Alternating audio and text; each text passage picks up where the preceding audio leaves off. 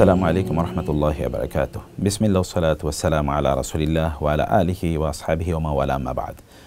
Productive রমাদানে আমরা আজকে অত্যন্ত গুরুত্বপূর্ণ একটি বিষয় নিয়ে আলোচনা করব, আর তা হলো রমাদানে ফিটনেস ধরে রাখার উপায়। এটি খুবই গুরুত্বপূর্ণ একটি বিষয়, কারণ রমাদানে আমরা কিন্তু একটু এমন রুটিন মেনটেন করি যে রুটিনটি আমরা অন্য 11টি মাস মেনটেন করি না। ফলশ্রুতিতে রমাদানে আপনি অন্য সময়ের মতো সেভাবে আপনি খাচ্ছেন না, ওই রুটিনে আপনি খাচ্ছেন না, অন্য সময়ের মতো আপনি সেই রুটিনে পান করছেন না, অন্য সময়ের মতো আপনি ঘুমাচ্ছেন না, বরং একটু এক্সট্রা কিছু আবাদত আপনি করছেন রমাদানে, যেটি সালাতুত তারাবিহ, কিয়ামুল লাইল, আবার রোজা রাখা, এই কাজগুলো আমাদেরকে করতে হয়। ফলে রমাদানে ফিটনেস ধরে রাখা খুবই গুরুত্বপূর্ণ। আমরা যখনই ফিটনেসের প্রসঙ্গ তুলি তখন অনেকে মনে করেন বুঝি আমাকে জিমে যেতে হবে, ব্যায়াম করতে হবে, দৌড়াতে হবে। না, আসলে রমাদানে আপনি ফিটনেসটা কীভাবে ধরে রাখবেন সে বিষয়গুলো আমরা একটু বলতে চাই। তবে তার আগে একটু বলি যে ফিটনেসের গুরুত্ব ইসলামে কতটুকু।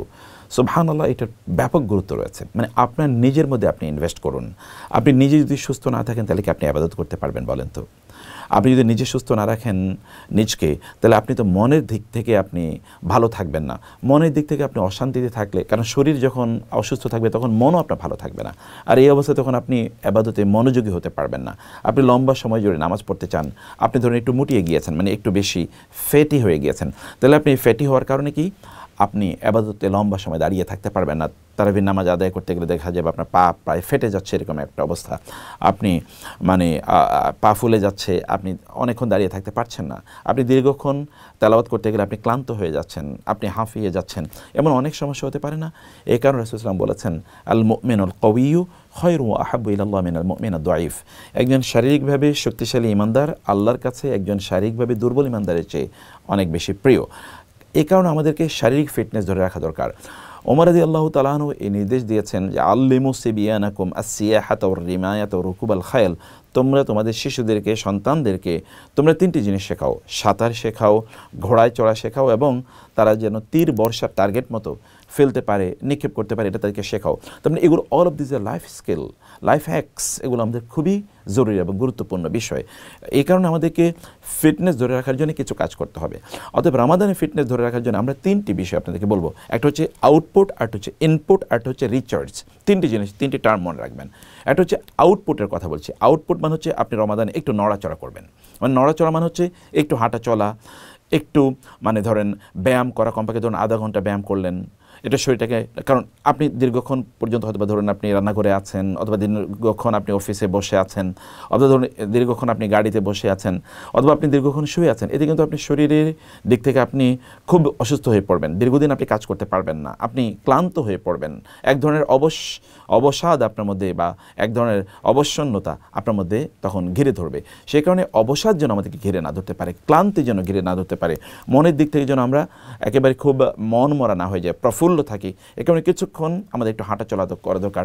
আপনি ধরুন মসজিদে একটু হেঁটে গেলেন, একটু দূরের মসজিদে আপনি গেলেন, অথবা ধরুন আপনি আপনার অফিসের গাড়িটা নিচে রেখে একটু সিঁড়ি দিয়ে আপনি হেঁটে উঠলেন, একটা এক্সাম্পল বলছি, অথবা ধরুন আপনি বাসা থেকে আপনার অফিসে একটু হেঁটে আসলেন, আপনি এরকম কিছু কাজ আমরা করতে পারি। অথবা অফিস থেকে বাসায় আসার সময় একটু হেঁটে আসলেন, কিছু একটা করুন। এতে আপনি কোনোদিন অসুস্থ হবেন না, আপনার ক্ষতি হবে না, বরং শরীরের অঙ্গ প্রত্যঙ্গগুলো আপনার এগুলো কাজ করবে। এগুলোকে ধরুন আধুনিক পরিভাষা বলা হয় নিট।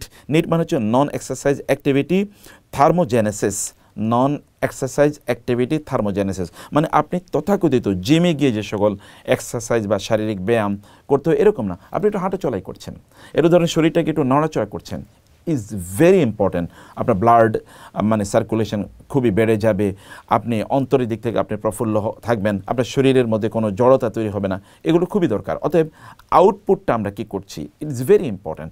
এরকম 2 নম্বর যে বিষয়টা হলো যে ইনপুট। ইনপুটটা আসলে আমরা খাচ্ছি কি।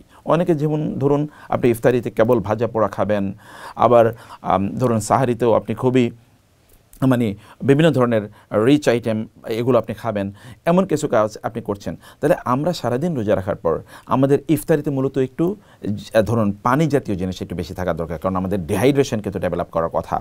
আবার সাহারিতে আমাদের এমন কিছু খাবার থাকা দরকার যেখানে আমাদের শরীরের শক্তিটা থেকে যাবে, কারণ রাসূলুল্লাহ বলেছেন যে তাসাহারু ফাইন্না ফিস সাহুরি বারাকা, তোমরা সাহারি খাও, সাহারির মধ্যে বরকত আছে। বারাকা আছে মানে কি দিনভর যে আপনি রোজা রাখবেন, আপনি যেন ক্লান্ত না হয়ে যান, আপনি যেন ঘুম চলে না আসে, আপনি যেন একটু মানে একটু ইয়ে যেন ফিল না করে, মানে আমরা যেটাকে বলছি একটু মানে নিদ্রা যেন আপনি ফিল না করেন।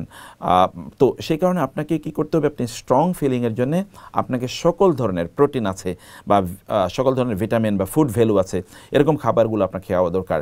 যেমন সাহারিতে আমরা বলি আপনি ফুড একটু খেলেন এবং আপনার আমিষ জাতীয় কিছু খাবার আপনি খেলেন, যেমন সেখানে মাংস, ডিম ইত্যাদি, যেন মাছ, এগুলো আপনি খেলেন, সবজি একটু খেলেন, এগুলো মিলিয়ে ছিল অন্তত 2-3টা আইটেম বা 3-4টা আইটেম, অথবা একটা আইটেম হোক না কেন, অথবা আপনি একটু খেজুর খেলেন, মানে আমরা যেটা বলছি, বা একটু অ্যাপেল খেলেন বা একটু কলা খেলেন, এগুলো। আবার সাহারিতে তো এগুলো আমরা বললাম। ইফতারি তো আপনি ধরেন প্রচুর পরিমাণ পানির ব্যবস্থা রাখলেন, সেটা বিভিন্ন জুস হতে পারে, আবার এমনিতে পানি হতে পারে। সেখানে আবার যেহেতু সারাদিন আপনি খাননি, এখানে আপনার প্রোটিনের কিন্তু একটু মানে ডেফিসিয়েন্সি ডেভেলপ করতে পারে, সে কারণে একটু খেজুর খেলেন, যেগুলো সস্তা আমাদের মানে সামর্থ্যের মধ্যে আছে, এগুলো কিন্তু আমরা গ্রহণ করতে পারি। অতএব প্রচুর পরিমাণ ভাজা পোড়া খেলাম। আবার অনেকে যেটা করেন যে ধরুন মিষ্টি জাতীয় জিনিস একটু বেশি খেয়ে ফেলেন, তাতে কিন্তু আপনি ক্ষতিগ্রস্ত হবেন, কারণ একটা ইমব্যালেন্স তৈরি হবে। মানে আল্লাহ তাআলা যে এত ধরনের মানে খাবারের আইটেম দিয়েছেন, কারণ কি মানুষের শরীরে যত আইটেম লাগবে সব আইটেম আল্লাহ তাআলা দিয়েছেন। বিশেষ করে একটু দানা জাতীয় যেগুলো খাবার, শস্য দানা, যেমন ধরুন বাদাম অথবা এমন জাতীয় জিনিস যেগুলোর মধ্যে একটু দানা আছে, কারণ কোরআন আল্লাহ তাআলা হাব বলেছেন। হাব মানে হচ্ছে হুবুব, মানে হচ্ছে আসলে দানা, যেগুলো দানা জাতীয়, কেবল মানে ভাত, রুটি ইত্যাদির উপর নির্ভর না করে এগুলোর উপর আমরা নির্ভর করতে পারি। এগুলোতে খুব বেশি পয়সা যাবে ব্যাপারটা কিন্তু এরকম না, কিন্তু আমাদেরকে চয়েস করতে হবে। আমরা কেবল মানে এক জাতীয় খাবার যেন না খাই, তাতে শরীরে এক ধরনের ইমব্যালেন্স তৈরি হয়, শরীরে এক ধরনের ডেফিসিয়েন্সি তৈরি হয়, ফলে আমরা ঠিকমতো ইবাদতগুলো করতে গিয়ে আমরা সেই মানে যে ফিল থাকা দরকার ইন্টারনাল, সেই ফিলটা আমরা পাই না। তাহলে আমরা কি বলেছি, একটা বলেছি আউটপুট, 2 নম্বর আমরা বললাম ইনপুট, মানে আমরা ভেতরে কি নেই, এবং 3 নম্বরে আমরা যেটি বলছি তাহলে যে আমাদের রিচার্জ, মানে আমরা আসলে নিজেকে একটু রিচার্জ করে নিতে হবে।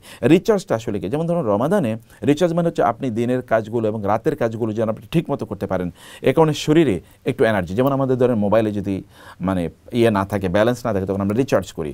আবার আমাদের মোবাইলে যদি ব্যাটারি না থাকে তখন আমরা রিচার্জ করি। এই রিচার্জের কথা বলছি, মানে এটাকে একটু চার্জিং করা। আপনি চার্জিং করবেন কি দিয়ে? মূলত বিশ্রামের মাধ্যমে আমরা চার্জিং করি। এই কারণে রাতে যথাযথভাবে ঘুমাবেন। রাতে আপনি একটু দেরি করে ঘুমালেন, একটু আবার সাহারি খেতে আপনাকে উঠতে হয়, ফলে যে ঘুমের ডিস্টারবেন্স তৈরি হবে, আপনি কিন্তু শারীরিকভাবে অসুস্থ হয়ে পড়বেন। কারণ দিনের বেলা তো আপনি ঘুমাতে পারবেন, আপনার চাকরি বাকরি, অফিস আদালত, ব্যবসা বাণিজ্য অথবা অন্যান্য কাজ আছে, রান্নাঘরে বোনদের কাজ থাকতে পারে, সন্তানদের লালন পালন করা এবং ঘর দুয়ার ইত্যাদি সব কিছু পরিষ্কার পরিচ্ছন্ন বা গুছিয়ে রাখা, পরিপাটি করে রাখা, you have mammoth huge works, এবং এক্সট্রা কিছু আবাদত তো আপনার আছেই। ফলে রিচার্জের জন্য যথেষ্ট পরিমাণ সময় আপনি নিয়ে আপনি ঘুমাবেন।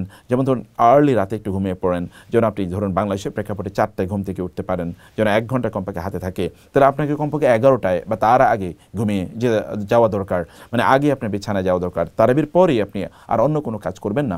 অনেকে ধরুন চ্যাটিং করে, গসিপিং করে, গল্পগুজব করে, টেলিভিশন দেখে অথবা ফেসবুকিং, ইউটিউবিং করে তারা সময় কাটিয়ে দেয়, এগুলো আপনার করবেন না।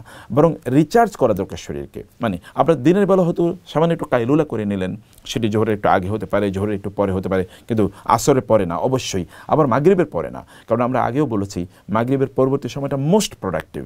এই কোরআন তেলাওয়াত অথবা রাসূলি জীবনী পড়ার মধ্যে আপনি কাটিয়ে দেন। ফজরের পরের সময়টা মোস্ট প্রোডাক্টিভ, ঘুমিয়ে কাটাবেন না, কারণ এই সময় আপনি কোরআন তেলাওয়াত করবেন, লম্বা সময় জুড়ে কোরআন তেলাওয়াত করবেন। এইভাবে যেন আমরা এই 3টি কাজের মাধ্যমে রমাদানে আমাদের নিজেদেরকে ফিট রাখতে পারি, আমাদের ফিটনেস ধরে রাখতে পারি। আল্লাহ তাআলা আমাদেরকে সেই তৌফিক দান করুন। আল্লাহুম্মা আমিন। ওয়াসসালামু আলাইকুম ওয়া রাহমাতুল্লাহি ওয়া বারাকাতুহু।